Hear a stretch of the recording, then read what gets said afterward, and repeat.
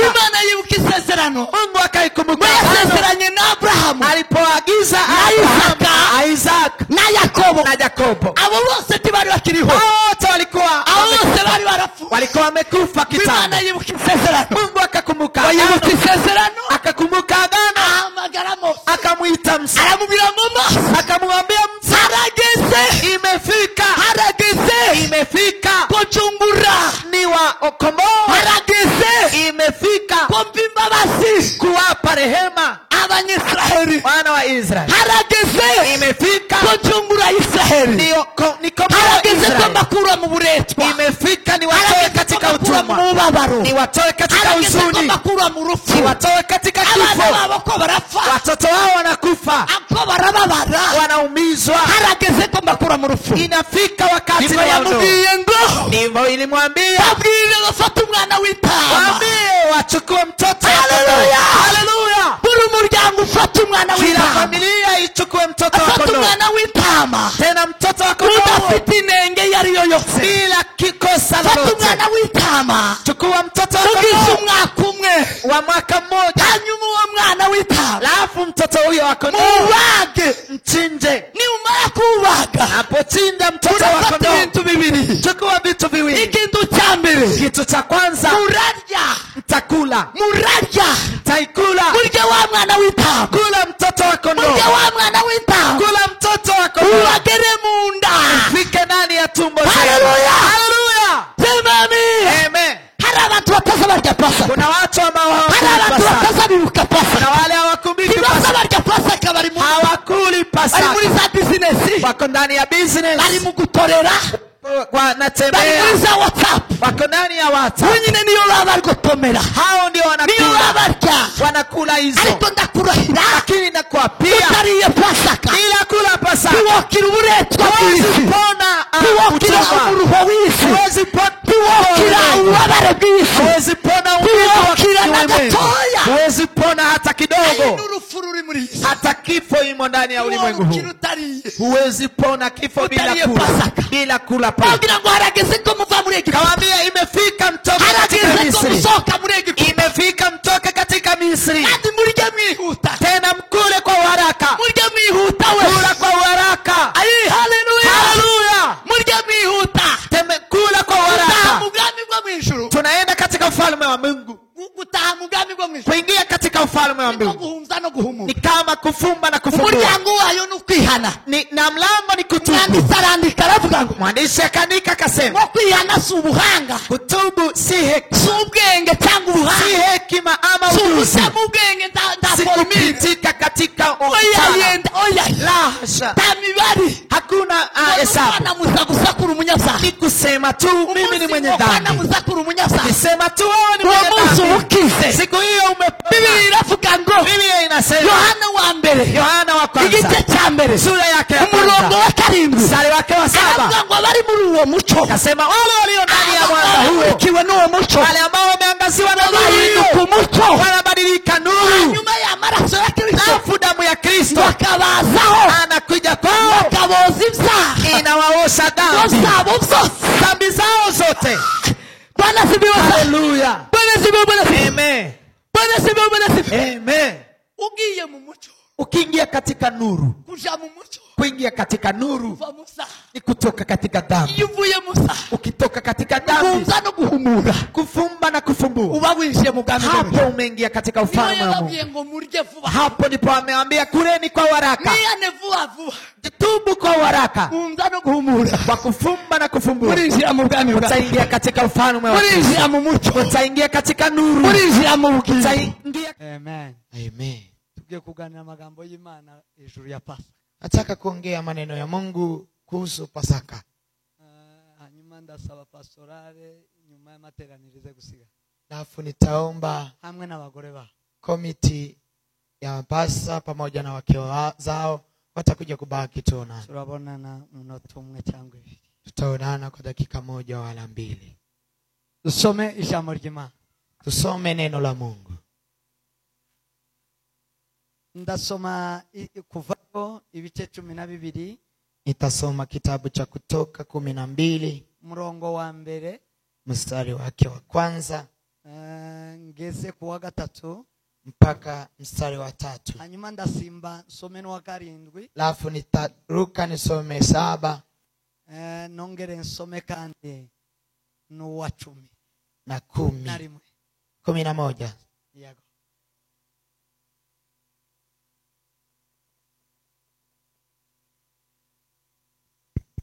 Bibiri iravuze ngo Uwiteka abwira Mose na Aroni mu gihugu cya Egiputa ati, ku kwezi kuzakubere imfura y'amezi, kuzababere ukwezi kwa mbere mu myaka. Mubwire iteraniro rya Israheli ryose, kuwa 10 w'uku kwezi umuntu wese yiyendere umwana w'intama uko amazu yabase ari, umwana w'intama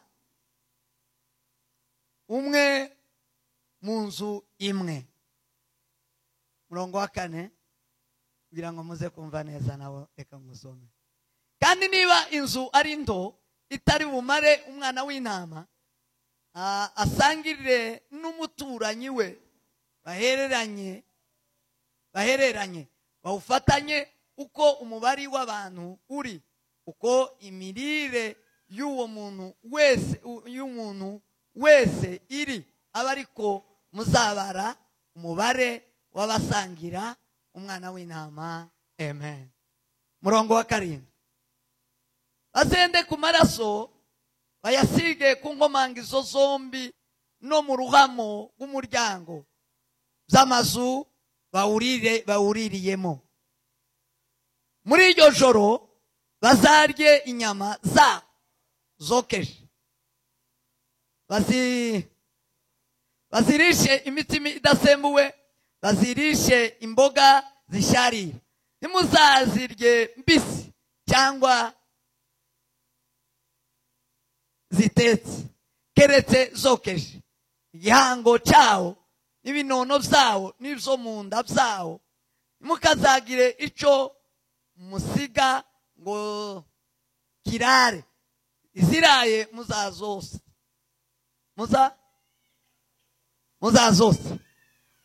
uku aba ariko muzazirye mukenyeye, mukwesa inkweto, mwitwaje inkoni, muzazirye vuba vuba.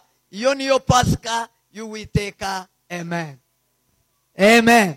Amen.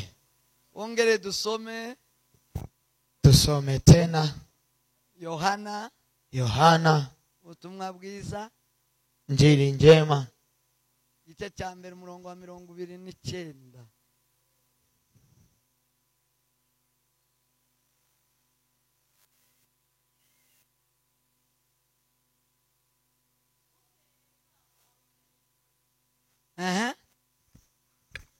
Matayo, Yohana ni 1:29. Yego. Bukeye bwaho abona Yesu araza aho ari, aravuga ati, nguyu umwana w'intama w'Imana, nguyu umwana w'intama w'Imana ukuraho ibyaha by'abari mu isi. Amen. ukuraho ibyaha by'abari mu isi. Amen.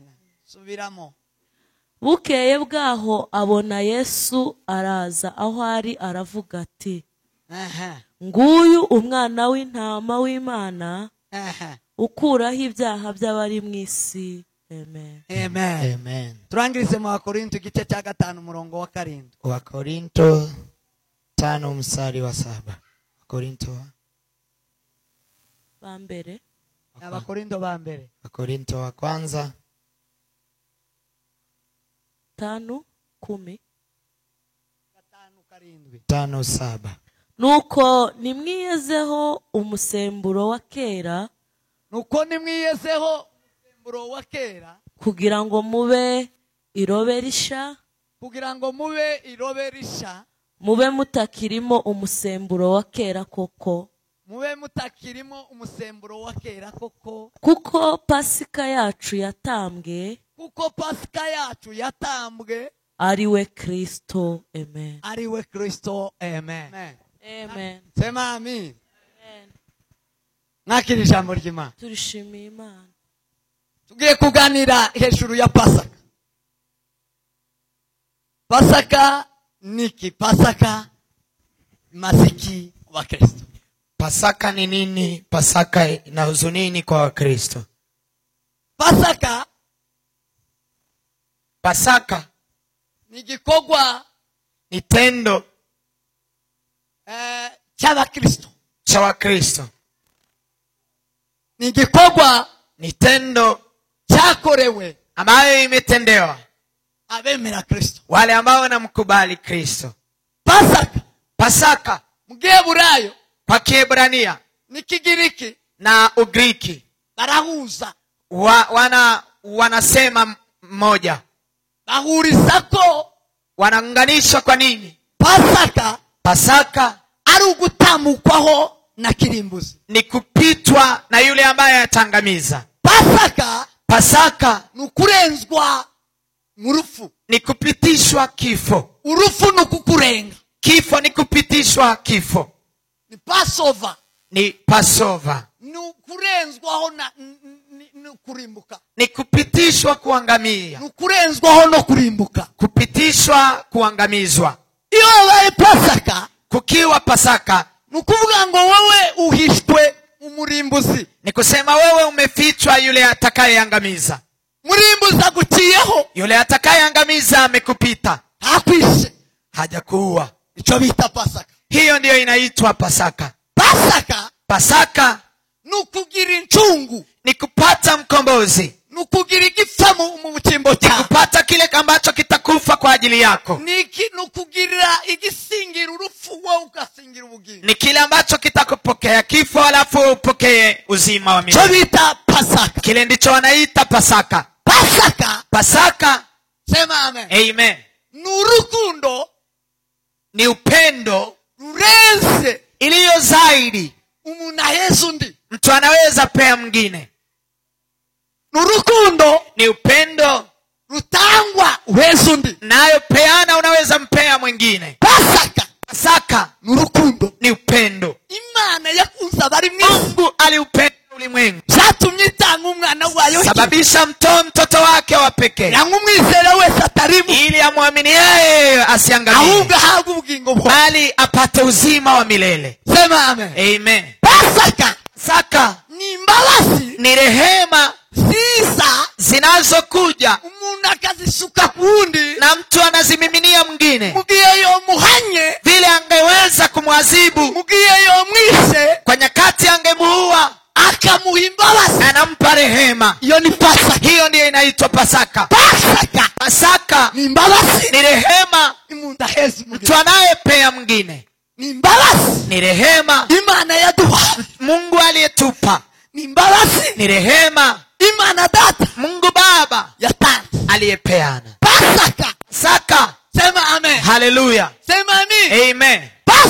Pasaka ni mbuwe, ni rehema. Yes, imbuwe zima, ni rehema za Mungu, ni mbuwe zabayeho, ni rehema ambazo zimekuwepo. ijuru Imana igira impuhwe, Mungu mbinguni akawa na rehema. igize impuhwe, Ilipokuwa na rehema Mungu akaja, isa muri Pasaka, akaja ndani ya Pasaka, isa mu izina rya Pasaka, akaja ndani ya jina la Pasaka. niye umuntu impuhwe, Ni inaitwa rehema, igirira umuntu impuhwe, ikamrehemu mwanadamu. sema amen. Amen. Pasaka ya mbere Pasaka ya kwanza tuyisanga mu itangiriro, tunamkuta katika Mwanzo igice cya 3, sura 3, aho Imana mahali Mungu yagiye gushaka Adamu na Eva, alienda kumtafuta Adamu na Hawa, isanga Adamu na Eva bahunze, akamkuta Adamu na Hawa wamekimbia, kubera ko bari baciye ku itegeko kwa ry'Imana, sababu wamepita amri ya Mungu, wakamkimbia Mungu. bahunze Imana. Walipomkimbia Mungu, Imana irabahamagara, Mungu akawaita, arabahamagara ngo Adamu, akamwita Adamu, uriye, uko wapi Adamu? Adamu aramubwira ngo, Adamu akamwambia, numvise imirindi yawe, nimesikia vilindi vyako, numva ngomba guhunga, nikakimbia. ndakimbia, none nahunze, Kwa hiyo nimekimbia. Imana iramubwira ngo wahunze iki? Mungu akamuuliza, je, umekimbia wakoze nini? icyo nakubujije. Umetenda kile ambacho Adamu nimekukataza. yari yahunze, Adamu alikuwa amekimbia, yari yavuye mu bwiza bw'Imana, alikuwa ametoka katika utukufu yari wa yavuye Mungu, mu mbaraga z'Imana, alikuwa ametoka katika nguvu yari za yavuye mu Mungu, shusho y'Imana, alikuwa ametoka kwa sura ya arahunga, Mungu, akakimbia. aho yari yahungiye, Mahali alikimbilia yari yagiye mu rupfu, rupfu alikuwa ndani ya kifo, hanyuma mu rugo rupfu alafu ndani ya kifo impuhwe hicho z'Imana ziraza, rehema za Mungu zikaja. Imana ifata impu. Mungu akachukua Biblia ngozi. zivuga ngo Biblia inasema amenya ko bambukiwe n'ubwiza, akajua kwamba wametokwa na utukufu wa Imana Mungu. ifata uruhu, Mungu akachukua ngozi, mwifata impu akachukua ngozi mu mwabo w'ihuzu kwa namna ya nguo ngo amarira mwambika, akamvika. iyo ni impuhwe. Hizo ni rehema. Sema amen. Amen. Sema amen. Amen. Imana ivuga impu nukuvuga ngo yafashe inyamaswa irayiba. Ni kusema Mungu alichukua nyama akamchinja. Umwanditsi wanditse igitabo cy'Abaheburai 9:22, Mwandishi wa Waebrania 9:2 22. Biblia isivuga ngo Biblia inasema hatariho kumeneka kwa maraso, bila umwangikaji wa damu takubabarirwa, hakuna kusamehewa dhambi. kubera ko yari yatiye ku itegeko ry'Imana, Kwa sababu alikuwa ameenda kinyume na amri ya Mungu, yari yakoze icyaha, alikuwa ametenda dhambi, kandi nta kindi cyari gukorwa tena hakuna kingine kimetendwa hapo kugira ngo habeho gufashwa, kuwepo kusaidiwa, habeho kugirirwa impuhwe, kuwe rehema hapo. kwari ukubaga. Ilikuwa ni kuchinja. Biblia gusizimira iryo jambo, Biblia tu haisemi neno hilo. izivuga ko Yesu Imana yabaza, Haijasema kwamba Mungu amechinja, ariko izivuga ko Imana yafashe impu, bali Mungu amechukua kandi ngozi. uruhu n'urw'inyamaswa, Ina ngozi ya kandi mnyama. tuwokuraho uruhu utayibaza, Huwezi ondoa ngozi bila uruhu ku kuchinja. nyamaswa nda maraso ya Ngozi huwezi toka kwa mnyama bila damu, itafuye, bila kumwangika damu. nta nyamaswa yova uruhu itafuye. Hakuna mnyama anaweza ondolewa ngozi bila kuchinjwa. yavuga byibuze ibibabi by'ibiti, Angesema majani ya miti. igiti wogikuraho ibibabi kandi kikaguma, Mti unaweza ondoa majani, inyamaswa tiwoyikuraho lakini mnyama huwezi ondoa uruhu ngozi ngo nimara igumeho. lafu endelee kuishi. Sema amen. Amen. Sema amen. Amen. Biblia ikavuga ngo arabambika, Biblia inasema akawavika, abambika akawavika kubw'impuhwe, kwa ajili ya rehema. impuhwe, Rehema, abagirira impuhwe, akawa na rehema kwao, abambika imyambaro, akawavika mavazi, abambika impu akawavika ngozi umwambaro. kama nguo. Umwana w'umuntu arakunda, Mwanadamu abasha akapendezwa, guhagarara imbere y'Imana. akasimama mbele za Mungu. Sema amen.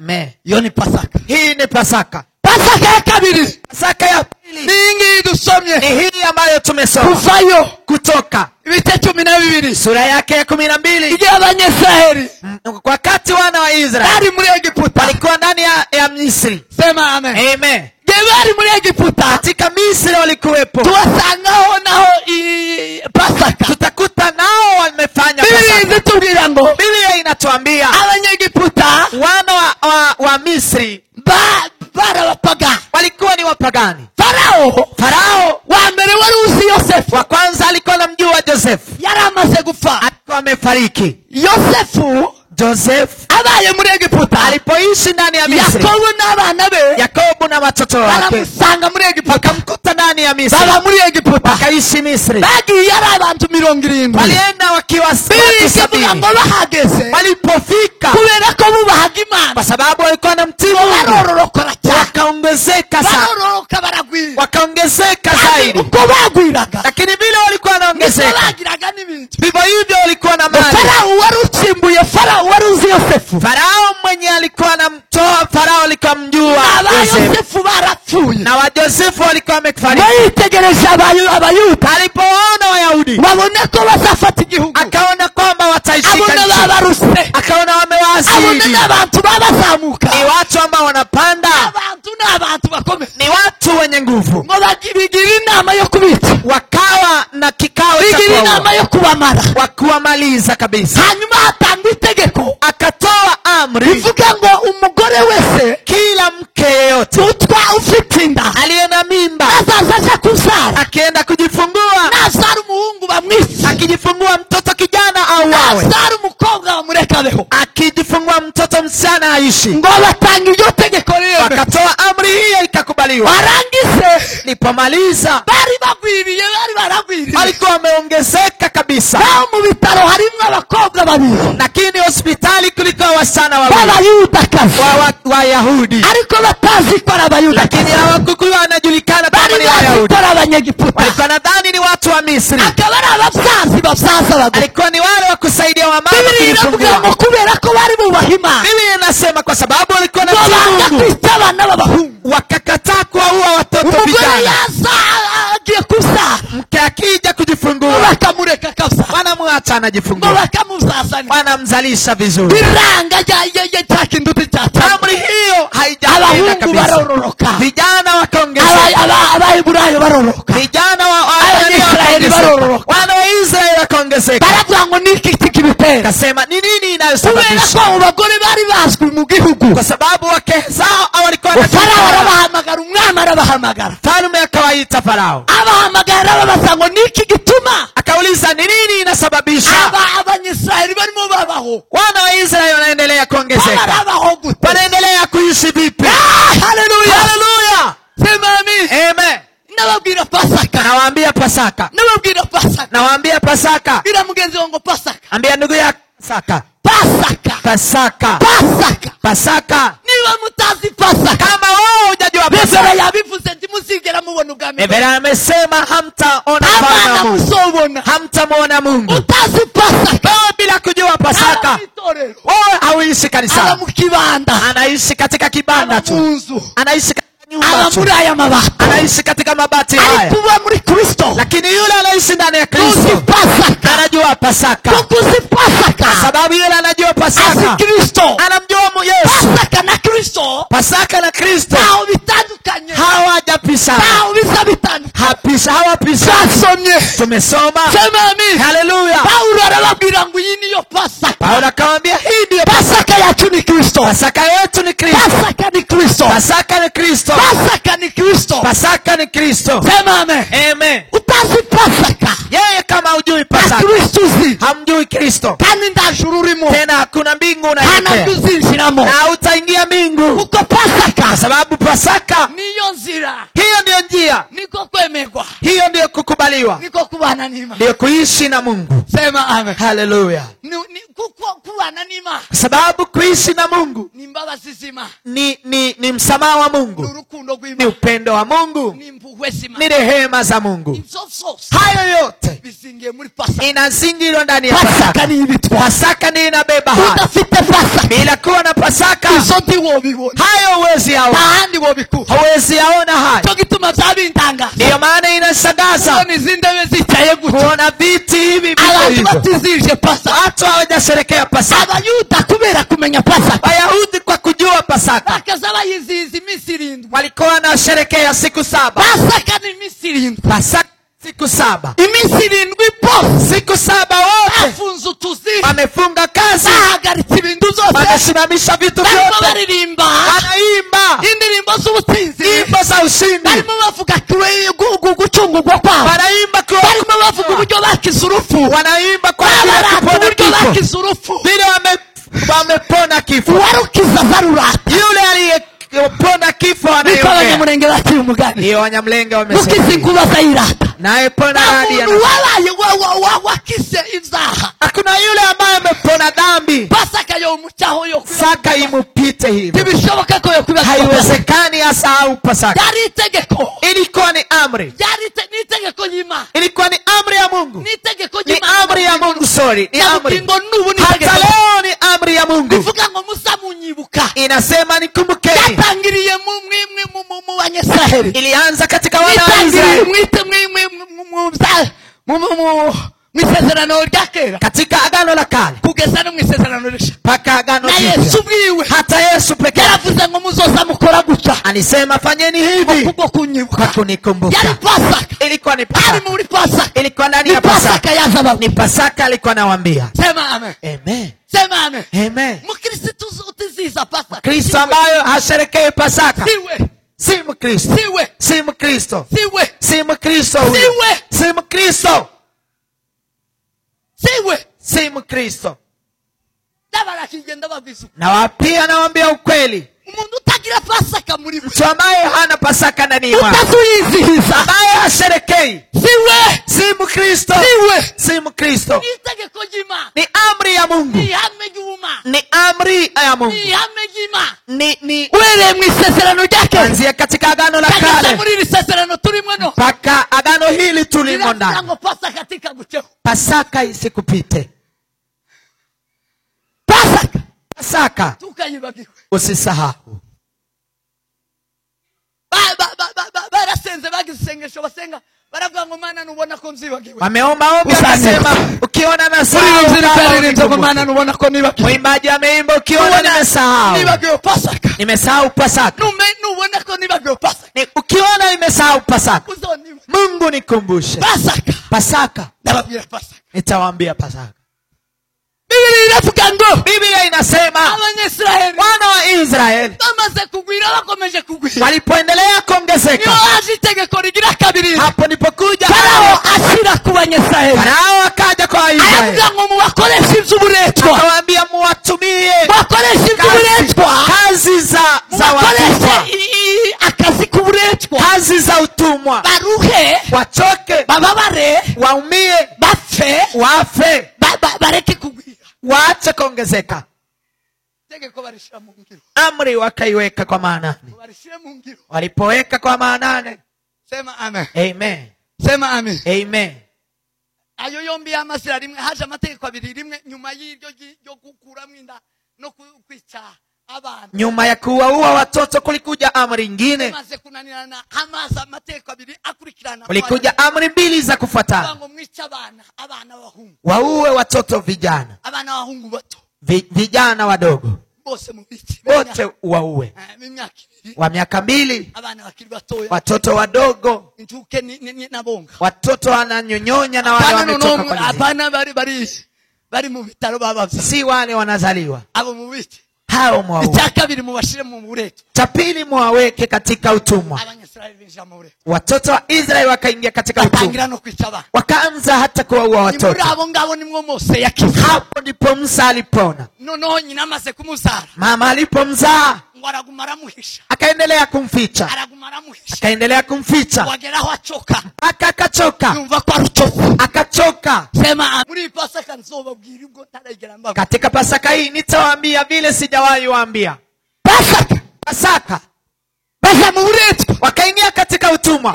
nyina wa Mose, Mama Musa amaze kuruha, alipochoka kumficha Musa, yakosa agaseke, ndipo alitengeneza bamaze kitu. kugakora, Alipomtengenezea mahali, agahoma ubushishi, akaiweka ndani hivyo. ngo amare kukahoma, amushiramo, akamweka aza ndani, kumuta kuruzi, akaenda kumweka katika amujana mu gishanga, akampeleka katika amushira mu rufunzo, akamweka katika vitabu, amurindisha mushikiwe, akamweka mlinzi, uguma uzorebe uko bazamuka, endelea kumwangalia mpaka uone vile watamfanya. nuko ndatasha, naenda ndarushe no kushisha, nimechoka na kuficha. sema amen, Amen, sema amen, amen. Bwana sifiwe sana, Haleluya, atukuzwe mfano. amen. Kindababwira iki Pasaka, Nawaambia Pasaka itaricyo ni nini?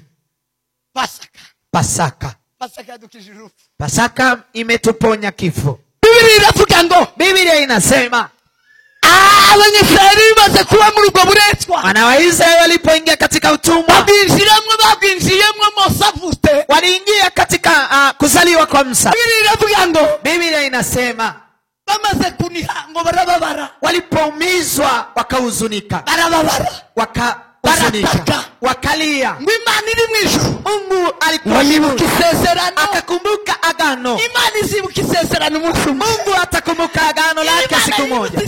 Mungu akikumbuka agano, hapo kunaingia Pasaka. Mwambie Mungu akikumbuka agano kunaingia Pasaka.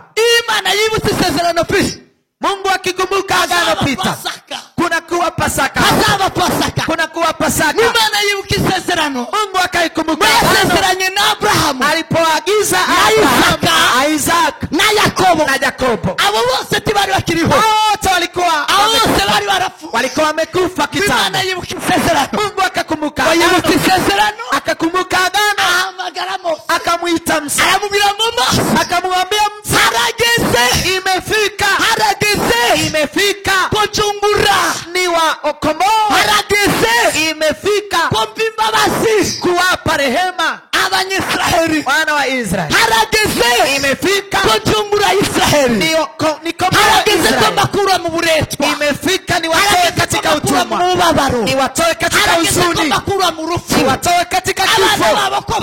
Watoto wao wanakufa, wanaumizwa, inafika wakati wa ndivyo ilimwambia waambie wachukue mtoto.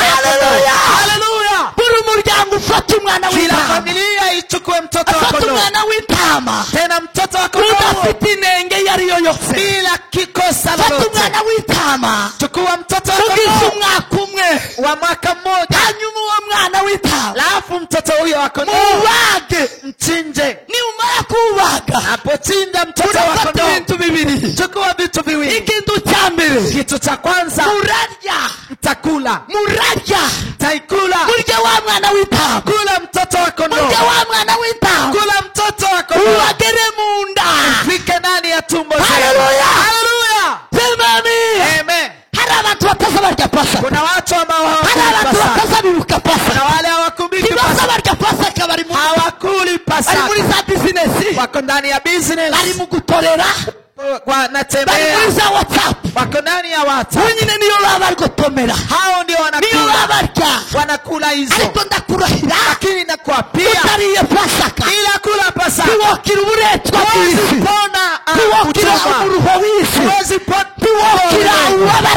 huwezi pona huwezi pona hata kidogo. Hata kifo imo ndani ya ulimwengu huu.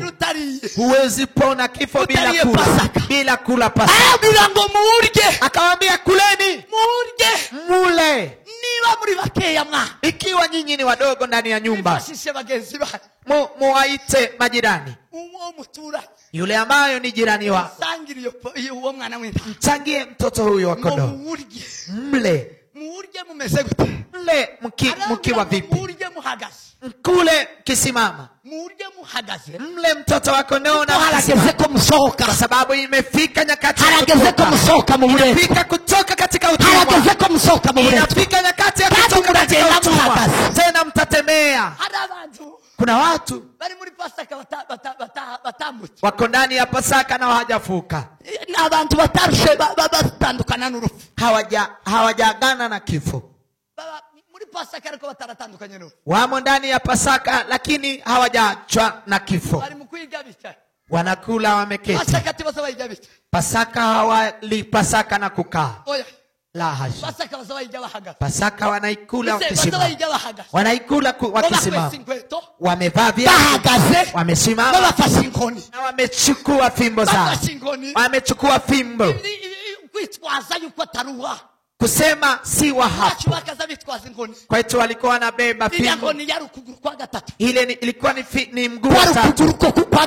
Ilikuwa ni mguu wa tatu. Ukikosa mguu chonga mti twende. Yes. Chonga mti twende ukikosa mguu. Iko ni twende. Katika Pasaka ni kuchukua fimbo lako na tunaenda. Ni kuenda. Kwa Pasaka ni kutembea. Pasaka ni kutoka katika Misri. Pasaka ni kutoka katika Misri. Kawaambia imefika mtoka katika Misri. Imefika mtoka katika Misri. Tena mkule kwa haraka. Kula kwa haraka. Haleluya. Kula kwa haraka. Tunaenda katika ufalme wa Mungu. Kuingia katika ufalme wa Mungu ni kama kufumba na kufumbua. Na mlango ni kutubu. Mwandishi akaandika akasema, kutubu si hekima ama ujuzi. Sikupitika katika la hasha. Hakuna hesabu. Ni kusema tu mimi ni mwenye dhambi. Ni kusema tu ni mwenye dhambi. Siku hiyo umepona. Biblia iravuga ngo Biblia inasema Yohana wa mbere Yohana wa kwanza igice cya mbere sura yake ya umurongo wa 7 mstari wake wa 7 aravuga ngo bari muri uwo muco akasema wale walio ndani ya mwanga huo kiwe n'uwo muco wale ambao wameangaziwa na nuru ku muco wanabadilika nuru nyuma ya maraso ya Kristo alafu damu ya Kristo wakabazaho anakuja kwao wakaboza ibyaha inawaosha dhambi zao zote. Bwana sifiwe. Haleluya. Bwana sifiwe. Bwana sifiwe. Amen. Bwana sifiwe. Bwana sifiwe. Amen. Ugiye mu muco, ukiingia katika nuru, kuja mu muco, kuingia katika nuru kuva musa ni kutoka katika dhambi. Yuvuye musa, ukitoka katika dhambi, kufunza no guhumura, kufumba na kufumbua, uba winjiye mu bwami. hapo umeingia katika ufalme wa Mungu. Hapo ndipo ameambia kuleni kwa haraka, tubu kwa haraka, kufunza no guhumura, kwa kufumba na kufumbua, urinjira mu bwami. Utaingia katika ufalme wa Mungu, urinjira mu muco, utaingia katika nuru, urinjira mu bugingo, utaingia katika mbingu, uratambuka urupfu, utapita kifo. Sema amen. Amen. Sema amen. Amen. Sema amen. Haleluya. Biblia inatubwira igisambo, Biblia inatuambia cyabambanywe n'umwami Yesu, yule aliyetumikwa na mfalme Yesu.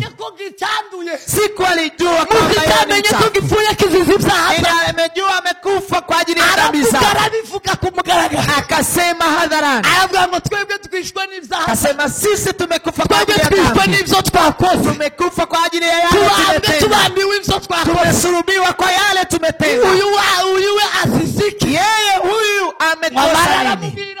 Alafu akamwambia Yesu mugami bwa Yesu, katika ufalme wako uzanibuke, unikumbuke. yavuze muzanibuke, alisema unikumbuke. Yesu aramukosora, Yesu akamkosoa, aramubwira ngo akamwambia sitakukumbuka. uyu munsi mukandi kanya turabana nawe muri paradiso, tutaishi nawe katika paradiso, turabana nawe muri paradiso, tutaishi nawe katika paradiso. Pasaka unaingia hapo ugataha mu bwami bwo, unaingia katika ufalme wa Mungu, ukinjira mu bwami bwo, unaingia katika ufalme wa Mungu. Nakire Pasaka, Tokea Pasaka, mule Pasaka, nimuje Pasaka, mule Pasaka, murara mutasheyo, utaingia leo. Haleluya, haleluya, haleluya, haleluya. Sema amina. Amen. Bwana sivyo bwana. Amen. Pasaka, Pasaka, Pasaka, Pasaka nukuija, nikula. Pasaka nukuija, Pasaka nikula. Yesu akasema Pasaka ya Paulo ya mbinguni. Yavuze ngo Pasaka yacu ni Kristo. Alikuwa amesema Pasaka ya Kristo. Aravuga ngo nije mutima wafu. Akasema mimi ndiye mkate uliotoka mbinguni. Unja wese. Yule atakaye nila, unja wese, yule atakaye nikula hatakufa tena, bali ataishi milele. Watasonge tasafa. Ataishi. Hatakufa. Atakuwa amepita kifo. Hakuna kifo. Yes. Mle Pasaka. Pokeeni Pasaka. Mle. Nikula Pasaka. Nikuila. Mle. Mle Kristo. Mle Kristo. Alafu mwishi. Alafu mwishi. Sema amen. Amen. Sema amen. Amen. Mle Pasaka. Mle Pasaka. Akamwambia mle. Mle. Mle Kristo. Kristo ni neno. Biblia inasema mbele kulikuwa neno. Tena neno huyo aliishi na Mungu. Neno huyo alikuwa ni Mungu. Wewe fungua kinywa chako ule neno. Fungua kinywa chako ule. Wakristo wa kanisa la Kristo. Ule neno. Huyo ndiyo Kristo. Huyo ndiyo Kristo. Pasaka ni kula. Pasaka ni kukula. Ni kula mwana kondoo wa Mungu. Hivyo hivyo Yohana amesema katika sura yake ya kwanza na mstari wa 29, akasema ni mwana wa kondoo wa Mungu, amekuja kuondoa dhambi ya ulimwengu. Mwana kondoo wa Mungu, huyo ndiye anaondoa dhambi. Ukimla sasa, huyo ndiye anakuondolea dhambi. Bila kula mwana kondoo huwezi toka. Pasaka zote ni moja. Pasaka zote ni moja. Za katika agano la kale hata za agano hili hata leo hapa leo Pasaka ni moja tu, ni moja. Utaponywa na nini? Na umekimbia Pasaka. Utaponywa na nini bila kujua Pasaka? Amen. Nini itakuponya? Nini itakuponya? Nini? Pasaka ni kula. Mle mwana kondoo. Mle mwana wa kondoo. Katika agano la kale wameila mwana kondoo. Ilikuwa ni mfano wa mfalme Yesu. Wale waliomsikiza Biblia inasema walipokuwa ndani ya nyumba hilo wamekula ndani. Mahali walikulia wachukue damu ya mwana kondoo huyo waipake katika mlango. Na yule atakayeangamiza atakapokuja, yule atakayeangamiza atakapokuja, atapita katika mlango, atapita katika yule mlango ambaye umekula mwana kondoo, yule ambaye amepaka damu katika mlango. Yule atakayeangamiza atawapita, atapita kwao. Biblia inasema Israeli akasikia wakayafanya hivyo vile Mungu amesema. Alafu yule atakayeangamiza, yule aliyetumwa na Mungu, ili itamsimamisha isipokuwa neno la Kristo, isipokuwa neno la Mungu tu. Hiyo ndiyo itasimamisha malaika mwangamizi, yule ambaye ametumwa na Mungu. Malaika mwangamizi alikuwa ametumwa na Mungu. Hakuna kile kingine atakayetii, hakuna kingine atatii ama kusikiza. Ni neno la Mungu tu. Mahali hatakuta neno la Mungu, mahali hatakuta bila agano, mahali hatakuta bila nyama za mwana kondoo, mahali hatakuta ambao wamekula mwana kondoo, mahali hatakuta damu ya mwana kondoo, ataangamiza kabisa, ataangamiza, kwa sababu ametumwa na Mungu. Biblia inasema akaja, alipofika katika Misri akawaua watoto wa kwanza. Alifika katika nyumba akaua, katika matajiri akaua, wale wamesoma akaua, alikuwa anatembea akifika ndani ya nyumba akasikiza kwamba hapa kuna nyama ya mwana kondoo. Anapokuta nyama ya mwana kondoo, amekuta damu, anapita katika nyumba ya jirani, anakuta bila kula nyama na bila damu kwa mlango, anaangamiza, akabomoa, akaangamiza, akamaliza. Kwa sababu hakuna agano, hakuna neno la Mungu limo ndani yao. Ndugu wapendwa, Pasaka ni nyama na damu ya mwana kondoo. Pasaka ni nyama ni damu ya mwana kondoo. Yesu akawaambia, alipowapa meza, akawaambia, bila kula, yule hatakayekula mkate huyu hatafufuka.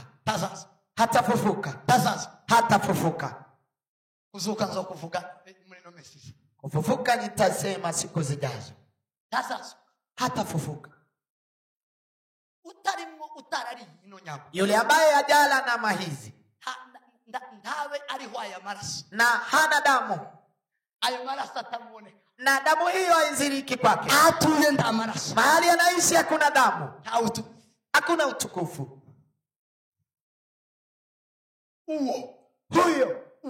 Huyo tazasimbuka kirimbuzi, hata ruka mwangamizi. urubanza ruraje, Hukumu inakuja. Yesu yazanye ibintu bibiri binini. Yesu amekuja na vitu viwili vikubwa. Itangazo jiwera bivuze, kwa tangazo lake ametangaza akisema, Isaya 61 igice cya 4 na Luka sura yake 4 yaravuze ngo, amesema nje kuwamenyesha umwaka w'imbabazi, nakuja kuwajulisha mwaka wa rehema. Mwaka w'imbabazi, mwaka wa rehema nuko yita na vile atajitoa. Umwaka w'imbabazi na mwaka wa rehema ni igihe cy'umwana w'intama, ni nyakati za mtoto kondoo. Arongera arababwira, akawaambia mara tena, nje kuwamenyesha kandi na kuja kuwajulisha tena urubanza, hukumu, ko hazaba kurubanza, kutakuwa hukumu, hazabaho kirimbuzi, kutakuwa mwangamizi, hazabaho kurimbuka, kutakuwa kuangamia, kurimbuka kuzabaho, kuangamia kutakuwepo, kubanza umwana w'intama w'imana. Na kwa yule ambaye amemkataa mwana kondoo, batagira umwana w'intama w'imana, mwana kondoo wa Mungu. Izo zombi Yesu yarabiza, hayo mawili Yesu kandi yabivugiye rimwe, tena amesema mara moja. Zombi by'abana, mambo hayo mawili yanaishi pamoja, yanaishi pamoja. Atari umwana w'intama, wale ambao hawatakula mwana kondoo wa Mungu, Biblia ngo bamaze gucirwa hwite, Biblia inasema wamehukumiwa tayari, bamaze gucirwa hwite, wamehukumiwa tayari. Ibi twatubabwira, haya tunayowaambia, Yesu titambano, Yesu titanze no, Yesu hajajitoa leo, yaritanze, amejitoa damani. aya na makuru mbabwira, hayo ni habari na habari yamekuwepo. Sema amen. Amen. Aya na makuru, hizo ni habari.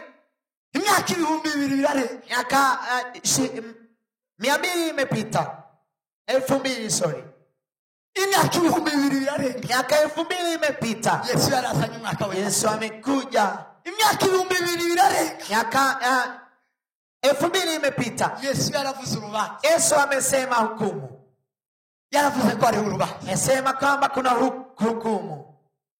Sema amen. Amen. Pasaka, Pasaka, Pasaka, Pasaka nukurya, ni kukula no kuboneka kwa maraso, na kuzirika kwako damu. nukurya, ni kukula no kwivuruveza mu maraso, lafu unajigagaa ndani ya damu. Mwenye yarasema yatubonye wa maraso, Baada amesema akituona damu montaza dukira urubanza rumwe, hatuhukumu, wazatwita bakira, bali anatuita wenye haki. amaraso ya Kristo, Damu ya Kristo ni yasayoziza, hiyo ni inatakasa damu. umwami Yesu, Kifo cha mfalme Yesu bakoze ibintu bibiri, umetenda mambo mawili. umwana w'intama Mwana kondoo w'Imana wa Mungu wapfuye, ambaye amekufa wakoze ibintu bibiri, amefanya mambo mawili ubuzima bw'umwana w'umuntu, kwa maisha ya mwanadamu. ngirango ndangize uyu munsi, ili nimalize leo. Sema amen. Amen. Sema amen. Amen. Sema amen. Amen. Ndababwira gusufu ejo nzobabwira kuzuka, Naambia kifo, kesho nitawaambia ko kufufuka. Yesu yafashwe uyu munsi kwa gatanu yari mu muyawa, Katika alikuwa katika huzuni leo.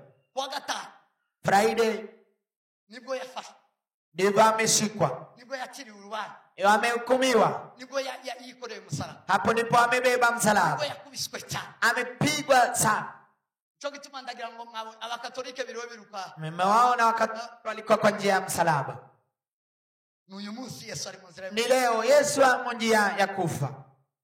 none na gatanu Leo Friday, niwo munsi ishusho yiwe yaweyobera, hiyo ndiyo sura yake haijajulikana. munsi yaviriranye amaraso, Ametoka damu, uyu munsi yavuye amaraso, ametoka damu, damu nyingi, niyo damu ilimwangika, damu imemwangika, yarahindanye ahinduka amaraso, amebadilika kuwa damu. n'uyu munsi wo Ni leo Friday.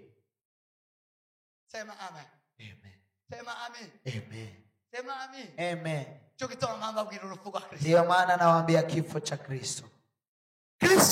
Kristo n'umwana w'intama, ni mwana kondoo. ntaho bitandukanye, Hakuna mahali inapishana n'Abanyisraeli. na wana wa Israeli. Sema amen. Amen.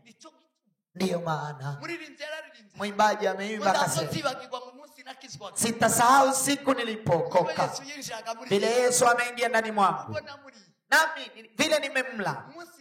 Siku nilipomla sitasahau. Mwimbaji alikuwa anasema alikuwa anasema alikuwa amesema sitasahau siku Yesu amesulubiwa. Sitasahau siku sitasahau sitasahau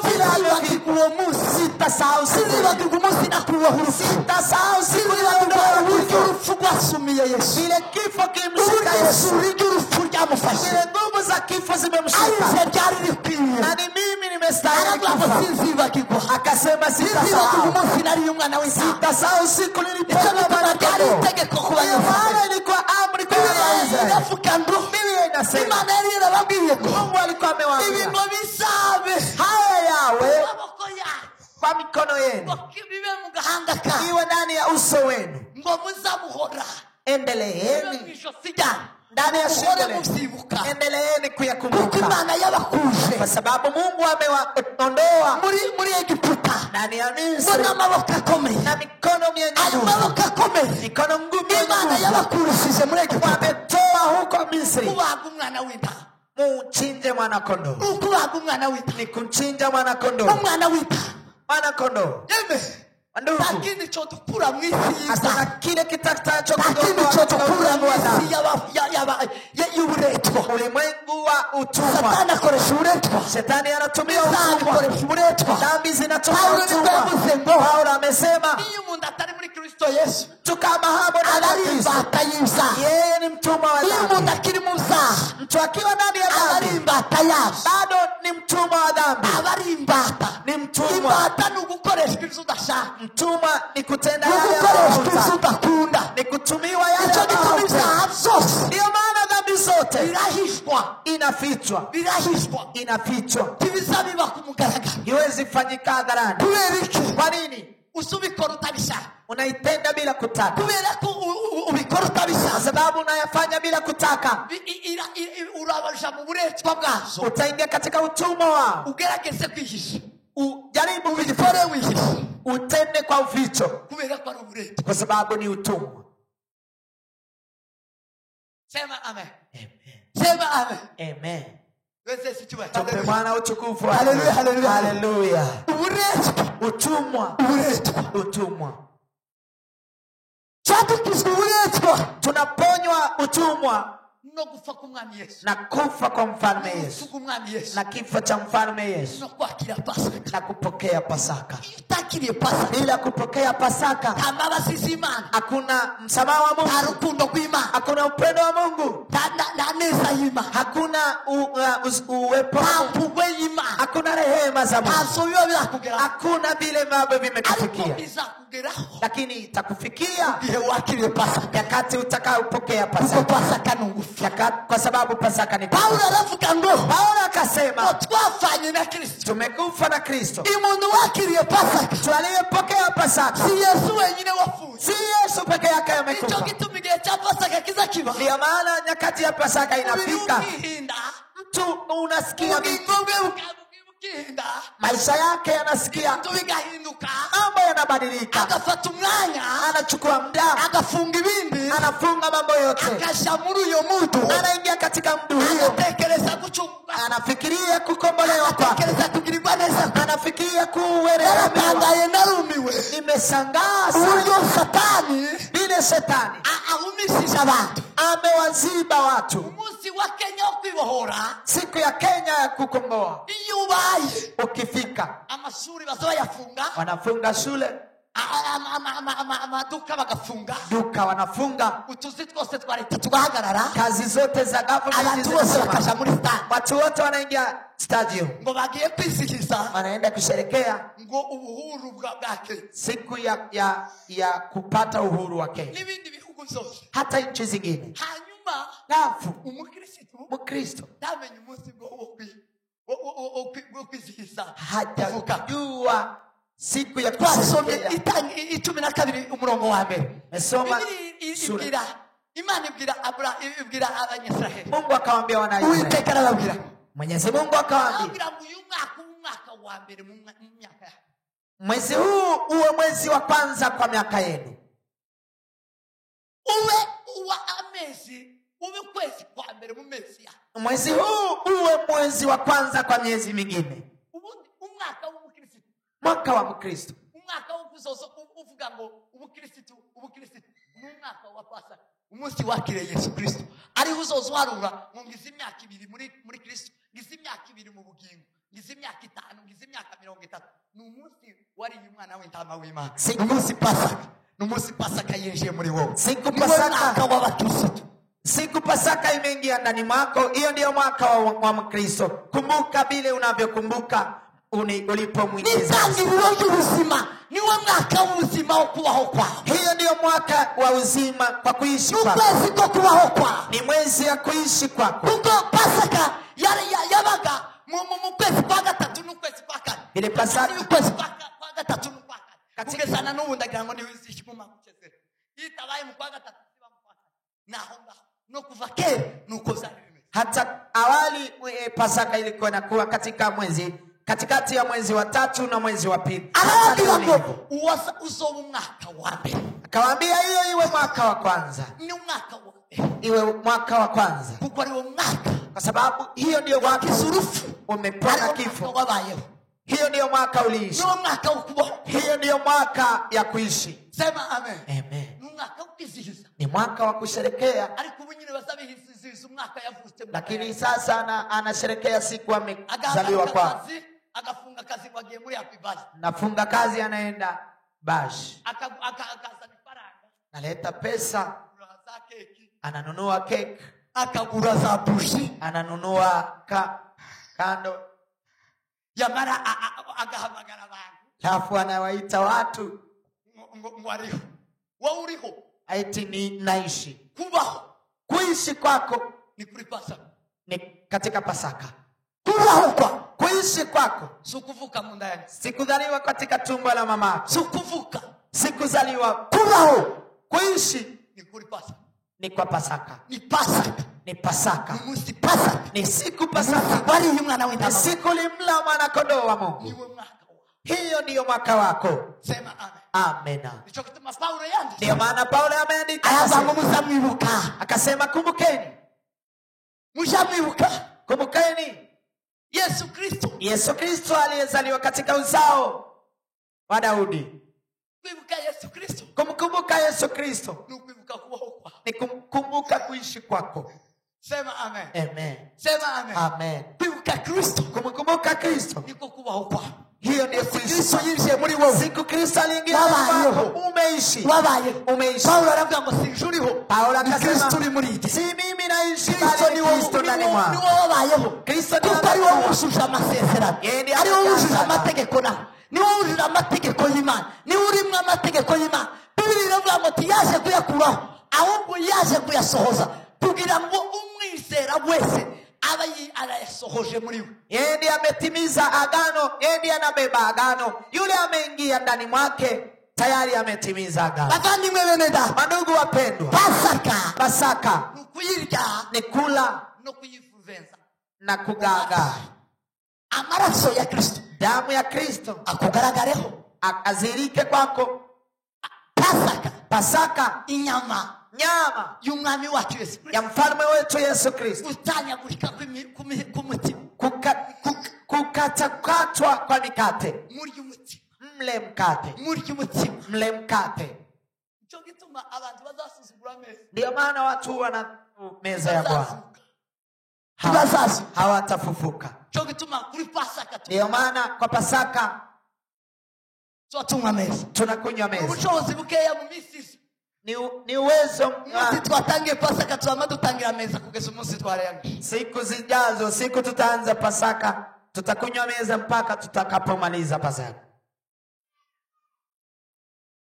Na Pasaka atariho kuyirya. Hakuna Pasaka bila kukula Pasaka. Na Pasaka atariho kuyirya. Hakuna Pasaka bila kuila Pasaka. Hakuna gukira, hakuna kupona hatariho kumurya bila kumla. Nta bugingo, hakuna uzima hatariho kumurya bila kula uzima huyo. Ubugingo nibwo bwatimbuye ubundi. Uhai ndio ubugingo bumwe Yesu bwishye mu rufu. Uzima umeingia katika kifo. Utumare dusinge asingira ubugingo bwacu wetu katika uhai wake, atanze ubwiwe mu rupfu, ametoa wake katika asingira ubwacu mu bugingo, akachukua yetu katika uhai. Sema amen. Amen. Sema amen. Amen. Habayeho gucungurwa, hapo kukakuwa ukombozi. Pasaka no kwirika, Pasaka ni kukula. Icha nyuma Ya mwisho, urupfu rw'umwami Yesu, kifo cha mfalme Yesu. Niho refera yasoma. Hapo ndipo reverend amesoma. Biblia iravuga ngo, Biblia inasema amaraso y'umwana y'intama n'ihene, damu ya mwana kondoo na mwana mbuzi, ngo vyakaza bikuraho imivumo, ilikuwa inaondoa laana. Imivumo ikava, laana inaondolewa.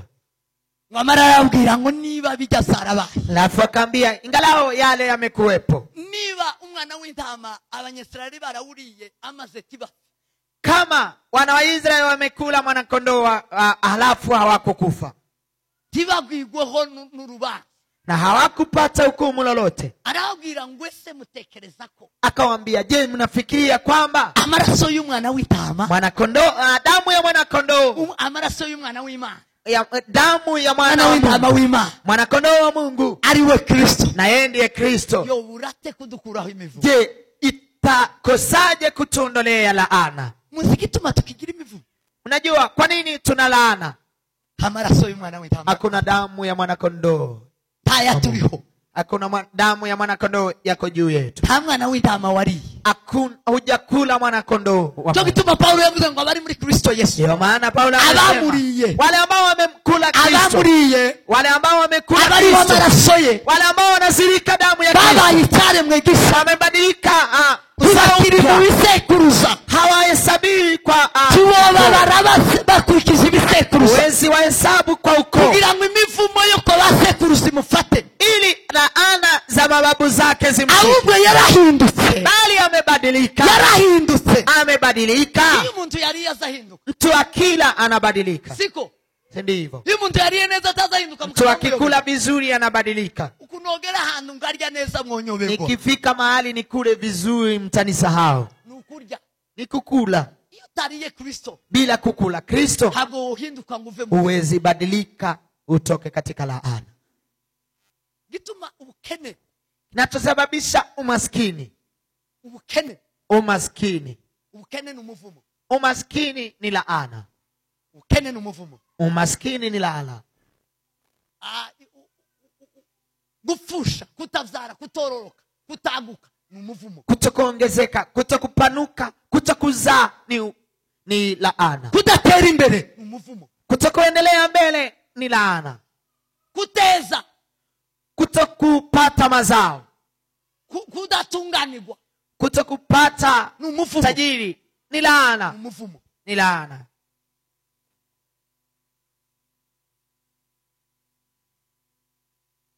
Kuramburuza inga ni umuvumo, gusuka inda ni umuvumo, kutoka mimba ni laana,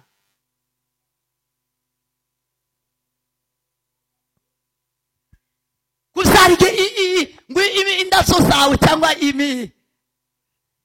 indavyo mimea yako,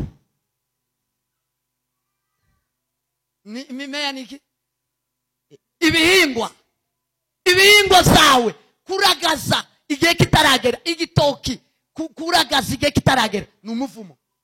Ndizi kama inatoa mazao na nyakati zake hazijafika, hiyo ni laana, ni umuvumo, ni laana. Izo nafsi hayo yote Yesu yaje kubikora, Yesu amekuja kuondoa. Pasaka ni kukugwaho hizo, ni kuondolewa hayo. Sema amen. Amen. Sema amen. Abariye Pasaka, wale ambao wamekula Pasaka, Biblia iravuga ngo, Biblia inasema n'imbuto zo mu nda ya, hata tunda kataragera hazitatoka na bado haijafika, na mimea yao, hata mimea yao, ibihingwa zao, hata mimea yao bizaragaza hataragera, hazitatoa ngo basagira umugisha, watapata baraka, ngo ibintu bizabigera ku gihe cyabyo, mambo yafike kwenye nyakati zao, bibone kubaho, lafu viishi, ngo batunganirwe, wapate tajiri, wapate utajiri. Sema amen. Amen. Sema amen. Amen. Sema amen. Amen. Tuweze sikiwahiro. Tumpe Bwana utukufu. Hallelujah. Hallelujah. Hallelujah. Hallelujah. haleluya.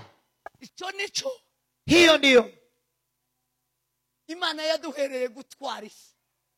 Mungu ametupa ili tuitawale ulimwengu. Dutegeke isi. Tuitawale ulimwengu. Abari muri Kristo Yesu. Wale ambao wamo ndani ya Kristo Yesu. Iyo imivumo bakuweho.